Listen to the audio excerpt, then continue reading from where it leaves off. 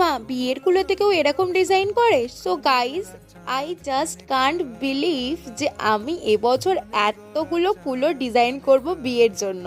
সবাই আবার আমার বিয়ে ভেবো না, মানে ক্লায়েন্টদের জন্য এবছর এতগুলো কুলো ডিজাইন করব সেটা আমি ভাবতেও পারিনি।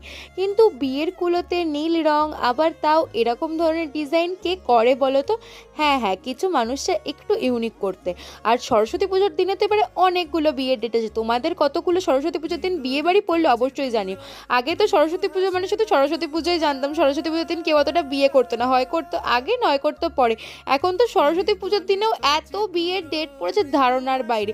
আমার নিজের দাদারই বিয়ে হয়েছিল সরস্বতী পুজোর দিনে, সেই বছরটা আমি খুবই আফসোস করেছিলাম, সেই বছর আমি ঠাকুর দেখতে পারলাম না। যাই হোক, এই যে এই কোলোটা করছি এই দিদিরও বিয়ের ডেট কিন্তু সরস্বতী পুজোর দিনে, তাই একটা এরকম ইউনিক ডিজাইন ভাবা। কারণ সবাই তো এক সাবেকি ডিজাইন করে, একটু অন্যরকম হলে কেমন হয় কমেন্ট করে জানি।